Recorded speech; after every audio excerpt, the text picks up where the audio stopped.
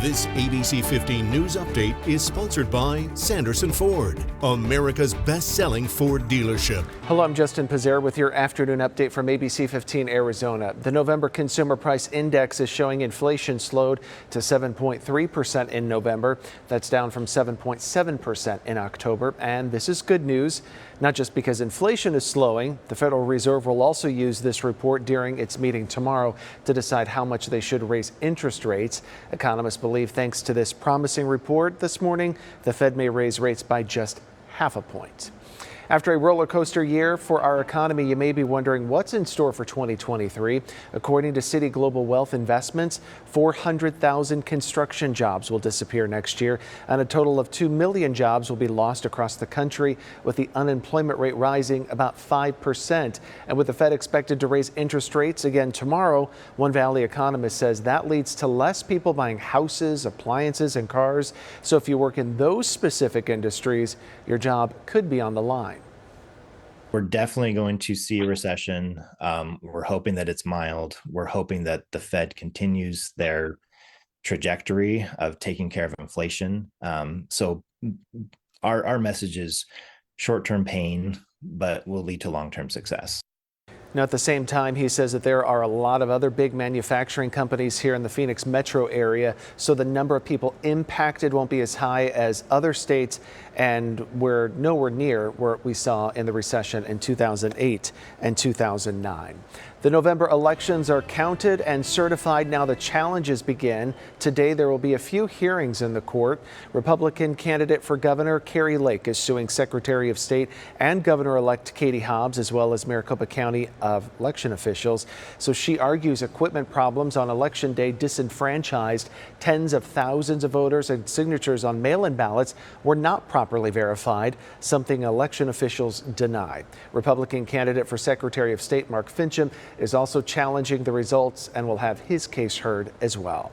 Well, big congratulations to the class of 2022. This week, more than 11,000 students will get their diploma from Arizona State University. We spoke with 3 ASU grads about their personal challenges leading up to this big day. I pushed through. I mean, I'm graduating summa cum laude, so I'm really proud of myself for that. I was able to take 15 credits while deployed and active duty. I took 4 credits while pregnant, and it was the struggle. It was the roughest semester ever, but here we are, we're graduating. Yeah, I'm excited. It's been a long journey. It's been about 2 years full-time work, full-time school, and I'm ready.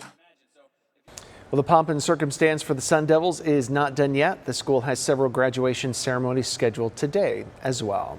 The holiday travel rush is almost here, and this year expect pre-pandemic crowds on the roads and at the airport. AAA expects more than 2.1 million Arizonans will travel this year, up 3% from last year. Nationally, it's expected to be the busiest time since 2019. With 102 million people hitting the road and more than 7 million people planning to fly. Experts say airlines are better prepared this year. They are staffed somewhat better. They have reduced flights, so there's more give in the system. There's less likely to be a domino effect. So the busiest days are expected to be the Friday before Christmas and the Tuesday after.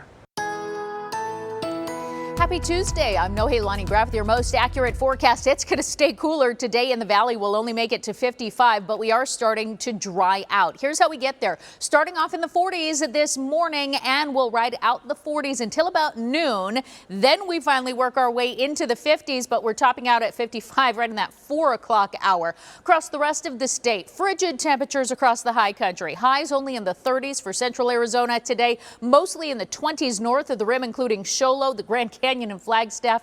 50s out to our west, mid to upper 50s, and then low 50s for the southern portion of the state. Then we have freeze alerts going into effect in the overnight hours for southern Arizona, and that's in effect through Thursday. In fact, our daytime highs are going to stay cool in the 50s all week here in the valley, with those overnight lows in the 30s tomorrow and the next morning. And in the high country, 20s today in Flagstaff, then 30s the rest of the week, with overnight lows in the single digits. Get another update tonight. Until then, get the latest news, weather, and traffic at ABC15.com or by downloading the free ABC15 mobile app. This ABC 15 News Update is sponsored by Sanderson Ford, America's best-selling Ford dealership.